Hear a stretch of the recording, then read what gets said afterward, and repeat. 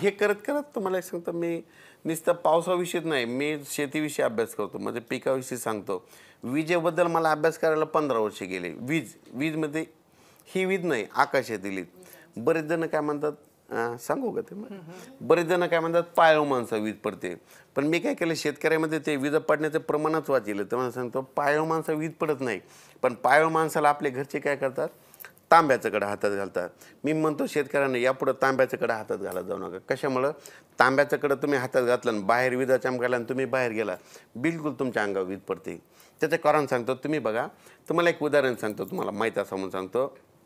आत्तापर्यंत तुम्ही ज्या राहतात त्या गावामध्ये इतक्या विजा चमकत आहेत इतक्या विजा चमकत आहेत. तुमच्या गावात वीज पडत नाही आणि तुमच्या गावाच्या बाहेर विजा पडतात. मग तुमच्या गावातल्या विजा कोण वाचितं? तर तुमच्या गावातल्या विजा वाचवणारं कोण आहे माहिती आहे का? तुमच्या गावातल्या त्या मंदिराचा कळस आहे बघा. कळस विजा तिथं. मग ते कळस कशामुळे विजा तिथं त्याचं शास्त्रीय कारण सांगतो. हे जे कळस आहे ना ते मंदिरावर बसलेलं हे कासधातूचं आहे. कासधातू काय करतं वीज ओढून घेतात तिथं संपून टाकतात. तुम्ही बघा पूर्वी आपल्या घरी काशाच्या वाट्या होत्या काशाचे तांबे होते काशाचे प्लेट होत्या. आपल्या पूर्वज काय करायचे विजा चमकायला लागले की ती प्लेट घ्यायची आणि लांब नेऊन टाकायचे. मग वीज कशा पडायची त्या प्लेटवर पडायची आणि जमिनीमध्ये संपून जायची. आणि ज्यांच्याकडे काशाची वाटी नसायची मग ते काय करायचे आपल्या घरची लोखंडी पार घ्यायचे आणि वाड्याच्या बाहेर टाकायचे. वीज पडली तर त्या पारी पडायची. तर काय झालं पण भविष्यामध्ये काय झालं महाराष्ट्रामध्ये जितके मंदिर आहेत सगळे कासधातूचे. तुम्ही बघा भविष्यामध्ये तुम्हाला टी व्हीला पेपरला बातमी येते या मंदिराच्या कळसा वीज पडली कळस तुटून गेला. अशा घटना घडणार आहेत. कारण की म्हणजे कळस वीज ओढून घ्यायचं. ते कळस कशामुळे तर ते कासधातूच आहे. म्हणून म्हणतो भविष्यामध्ये त्या विजेबद्दल सांगतो. या विजेबद्दल इतका अभ्यास केला की ह्या विजा नेमक्या शेतकऱ्याच्या अंगावर पडतात. म्हणून नेमक्या कुठं पडतात कसं करतं 15 वर्ष गेले अभ्यास करायला. आणि कोणाला विचारलं नाही कुठं कोणत्याही विद्यापीठानं नाही गेलं फक्त घरी केलं.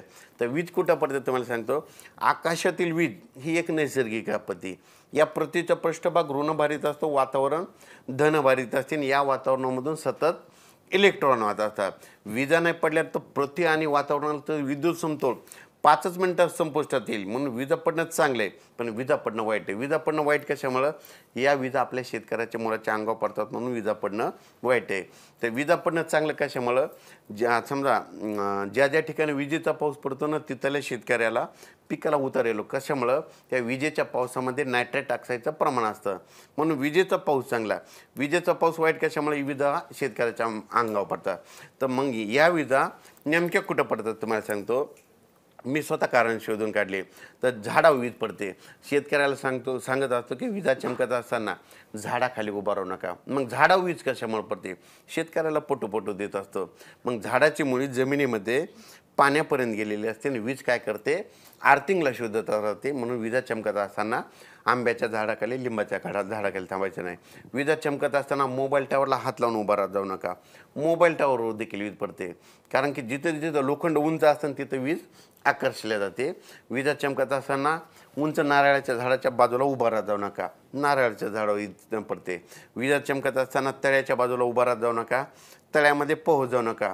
कारण की तळ्यामध्ये देखील विजा पडतात. असंच देखील सांगत असतो. कारण की म्हणजे शेतकऱ्याला सगळ्यात सोपं सांगतो विजा चमकायला लागल्या की तुम्ही तुमचं घर जवळ करायचं आणि स्वतःचा जीव वाचवायचा. असं करून शेतकऱ्याला म्हणजे खूप विजाचं प्रमाण वाचलं. आणि विजा चमकत असताना स्वतःचं मोबाईलचं नेट देखील बंद करत असं म्हणत असतो. एबीपी माझा उघडा डोळे बघा नीट.